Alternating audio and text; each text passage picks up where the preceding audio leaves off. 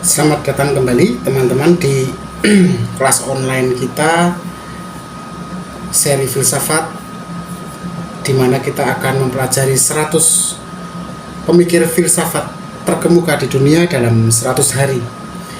Nah, dalam video kali ini kita akan membahas seorang filsuf Inggris yang menjadi salah satu tokoh utama dalam gerakan positivisme logis. Namanya A.J. Ayer. A.J. Ayer memiliki karya yang cukup terkenal, judulnya Language, Truth, and Logic. Dalam karyanya itu, Ayer menantang banyak asumsi tradisional tentang metafisika, tentang etika, dan agama. Mari kita lihat dan pahami bagaimana pemikirannya, tapi sebelum itu kita coba kenali terlebih dahulu siapakah A.J. Ayer. Nama lengkapnya A.J. itu dari kata Alfred Jules, jadi nama lengkap dia Sir Alfred Jules Ayer. Ada kata Sir di situ, berarti dia adalah seorang bangsawan. Nah, A.J. Ayer itu lahir 29 Oktober 1910 di London. Dia menempuh pendidikannya di Eton College, ya. Tapi kemudian dia melanjutkannya di, seperti biasa, universitas yang cukup terkenal di Inggris, Oxford University, di mana di tempat itu dia mulai mempelajari filsafat. Nah, setelah A.J. Ayer menyelesaikan studinya di Oxford, dia pindah ke Wina, kemudian bergabung dengan lingkaran Wina, ya. Kita sudah sempat membahasnya, ya, lingkaran Wina, tempat di mana para pemikir analitik dan para pengikut positivisme berkumpul di sana, para cendekiawannya. Nah, pada masa itu, ya, positivisme logis, sebuah aliran dalam filsafat yang sudah pernah kita bicarakan sebelumnya, itu berkembang. Dan positivisme logis, seperti kita tahu juga, adalah respon kritis pada aliran lain dalam filsafat yang dikenal dengan aliran metafisika tradisional. Para pengikut positivisme logis ini menganggap bahwa aliran metafisika tradisional dalam filsafat ini tidak ilmiah. Filsuf seperti Moritz Schlick dan Rudolf Carnap yang sudah pernah kita bahas sebelumnya dari lingkaran Wina berusaha menciptakan semacam landasan filsafat yang lebih dekat dengan dunia ilmu pengetahuan, dengan cara membangun semacam metode ilmiah dalam dunia filsafat. Nah, Ayer ini terpengaruh oleh ide-ide dari lingkaran Wina yang isinya adalah para filsuf positivisme logis. Kemudian pengaruh yang dia dapatkan ini dia bawa kembali ke Inggris setelah dia pulang dari Wina, di mana kemudian A.J. Ayer ini memperkenalkan positivisme logis yang khas dengan dirinya dalam karya-karyanya di Inggris. Nah, Ayer itu terkenal karena bukunya yang sudah saya sebutkan di awal video ini tadi, yang berjudul Language, Truth, and Logic. Buku itu terbit tahun 1936. Lewat bukunya dia mengajukan gagasan utama dari positivisme logis, yaitu prinsip verifikasi. Nah, prinsip verifikasi ini teman-teman kalau ingat di beberapa video sebelumnya sudah kita bahas, utamanya ketika kita mencoba memahami apa itu verifikasi dan apa itu falsifikasi. Nah, sekarang apa itu verifikasi dalam pemikiran Ayer? Baik, jadi menurut Ayer, untuk memahami verifikasi atau untuk kita bisa mengenal verifikasi, dia mengandaikan begini: sebuah pernyataan hanya memiliki makna jika pernyataan itu dapat dibuktikan atau diverifikasi secara empiris. Dan hanya dengan cara itu maka kebenaran logis bisa ditetapkan. Sehingga ketika suatu pernyataan itu tidak bisa diverifikasi atau dibuktikan, diuji secara empiris, maka dia tidak bisa dikatakan sebagai ilmiah. Nah, Ayer kemudian menekankan bahwa pengujian lewat pengalaman itu harus mengikuti prinsip yang kemudian disebut sebagai, untuk orang-orang positivisme, deduksi logis. Deduksi logis. Nah,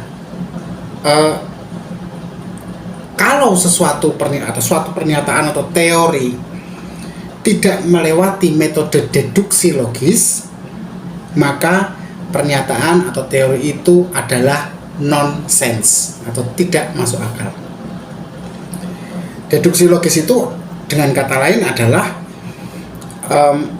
pembuktian dari sebuah pernyataan atau teori dalam dunia nyata melalui tindakan praktis atau empiris gitu ya.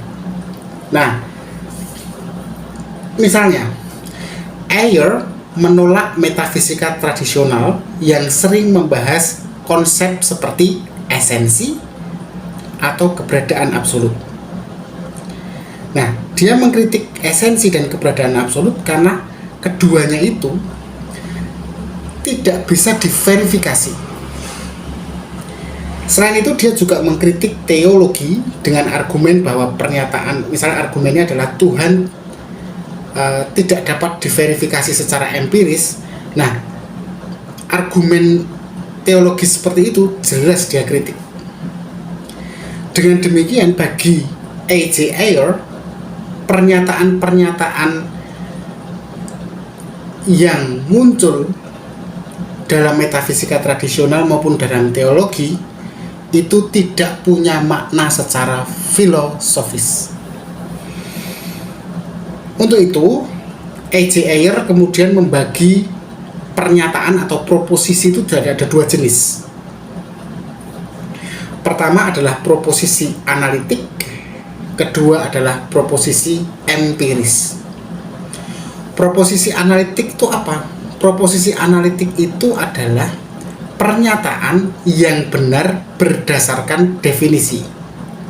Contohnya, semua bujangan adalah pria yang belum menikah. Itu definisi. Tidak perlu diuji secara empirik, tidak perlu dibuktikan dengan eksperimen, karena itu definisi, definitif. Sedangkan proposisi empiris adalah pernyataan yang benar atau salah berdasarkan pengalaman empirik. Contohnya, air mendidih pada suhu 100 derajat Celcius. Artinya, untuk membuktikan air memang benar-benar mendidih pada suhu 100 derajat Celcius, dia harus dipanaskan. Ya, jadi teman-teman paham ya, itu yang dibayangkan atau dipikirkan oleh A.J. Ayer dengan proposisi. Nah, segala sesuatu yang tidak termasuk dalam dua kategori ini tadi, definisi atau kategori analitik, proposisi analitik, ataupun kategori proposisi empiris, maka segala sesuatu yang tidak masuk ke dalamnya dianggap tidak bermakna secara filsafat. Nah, dalam konteks ini, pernyataan-pernyataan atau proposisi-proposisi metafisik dan yang sifatnya religius, agama atau spiritual atau teologi dianggap tidak filosofis menurut A.J. Ayer. Nah, sekarang kita jadi bisa tahu atau menebak ya, paling setidaknya menebak seperti apa ya pemikiran Ayer tentang etika dan agama kalau begitu. Jadi begini, Ayer itu juga memberikan kontribusi yang penting dalam filsafat moral lewat teori yang disebut sebagai teori emotivisme. Apa itu? Jadi begini, dalam pandangan A.J. Ayer, pernyataan moral seperti mencuri itu salah, mencuri itu berdosa, itu tidak punya nilai kebenaran objektif. Loh, kok begitu? Nah, menurut E.J. Ayer, pernyataan semacam itu mengungkapkan emosi dari yang mengatakannya atau dari pembicaranya yang mengatakan mencuri itu salah, mencuri itu berdosa.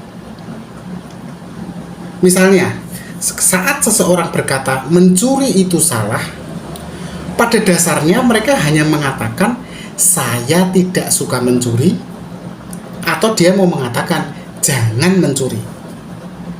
Maka pernyataan itu tidak punya nilai kebenaran objektif. Pendekatan semacam itu akhirnya membuat Ayer sangat kritis terhadap etika normatif tradisional.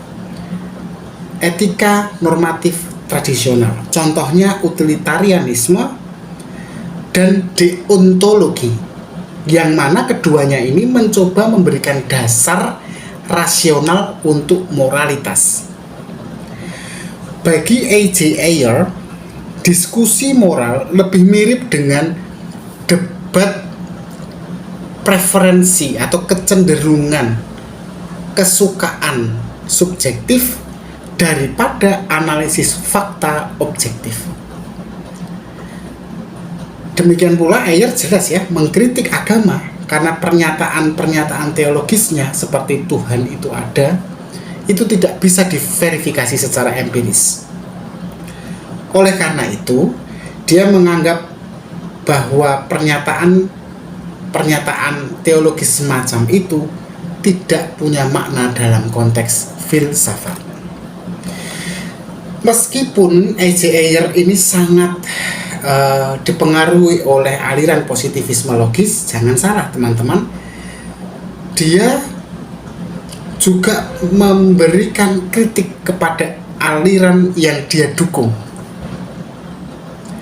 Jadi menurut dia, salah satu masalah terbesar dalam positivisme logis adalah bahwa prinsip verifikasi itu sendiri tidak dapat diverifikasi secara empiris. Artinya, kalau memang positivisme logis itu mengandalkan prinsip verifikasi, sedangkan prinsip tersebut gagal untuk memenuhi kriterianya sendiri, maka pernyataan yang keluar dari aliran positivisme logis juga menjadi tidak bermakna. Menarik ya, verifikasi dianggap tidak ilmiah karena verifikasi sendiri tidak bisa diverifikasi. Nah, tetapi tentu saja pernyataan A.J. Ayer ini juga tidak ada yang mengkritik ya, ada begitu banyak kritik. Misalnya banyak filsuf berpendapat bahwa pendekatan A.J. Ayer ini terlalu sempit dan mengabaikan aspek penting dari bahasa manusia seperti metafor, sastra, dan ekspresi-ekspresi estetik lainnya. Nah, kritik semacam ini muncul dari berbagai tradisi filsafat seperti fenomenologi, hermeneutika, dan filsafat bahasa pasca positivistik. Jadi, bagi mereka apa yang dilihat oleh Ayer ini menjadi sangat sempit karena segalanya harus diverifikasi. Padahal kan kalau kita bicara mengenai sastra, seni misalnya, atau pengalaman fenomenologis atau penafsiran kayak hermeneutika gitu, itu kan memang susah ya kalau mau diverifikasi. Nah, meskipun positivisme logis ala A.J. Ayer ini memang akhirnya lambat laun kehilangan taringnya, tidak lagi populer ya, tapi pemikiran A.J. Ayer masih tetap pengaruhnya terasa sampai saat ini, terutama dalam aliran teori filsafat analitik dan teori-teori ilmu pengetahuan. Nah, Ayer ini akhirnya melanjutkan karir akademiknya sebagai profesor filsafat di banyak universitas teman-teman, termasuk University College of London dan Oxford. Dia juga dikenal sebagai pembicara yang cerdas, yang brilian, menarik, dan sering muncul di media untuk membahas filsafat dengan cara yang lebih mudah dipahami oleh orang-orang umum. Warisan Ayer terletak pada usahanya untuk menjelaskan filsafat dalam istilah yang jelas dan sederhana. Untuk itu tidak heran kalau bukunya yang Language, Truth, and Logic tadi itu sampai hari ini itu masih jadi teks wajib bagi mahasiswa filsafat di abad ke-20 dan termasuk hari ini, dan sering digunakan sebagai pengantar untuk mata kuliah positivisme logis. Nah, sebagai kesimpulan, setelah kita membahas tentang E.J. Ayer, maka boleh saya katakan bahwa E.J. Ayer ini adalah contoh seorang filsuf yang mencoba membawa filsafat menjadi lebih dekat dengan ilmu pengetahuan.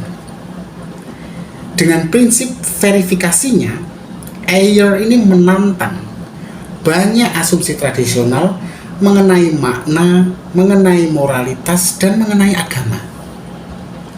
Meskipun banyak kritik diberikan kepada karyanya, toh akhirnya teman-teman, E.J. Ayer tetap menjadi tokoh penting dalam sejarah filsafat modern. Nah, saya pikir sudah cukup pembahasan mengenai E.J. Ayer. Tentu tidak terlalu mendalam, teman-teman bisa mempelajarinya sendiri dengan googling ataupun dengan membaca bukunya. Apakah teman-teman setuju dengan prinsip verifikasinya, atau teman-teman merasa bahwa memang positivisme logis sudah harus mulai ditinggalkan? Saya serahkan sepenuhnya kepada teman-teman. Jangan lupa untuk like, subscribe, dan nyalakan lonceng notifikasinya agar tidak ketinggalan pembahasan filsuf menarik lainnya di video-video selanjutnya. Sampai jumpa, terima kasih, tetap berpikir kritis.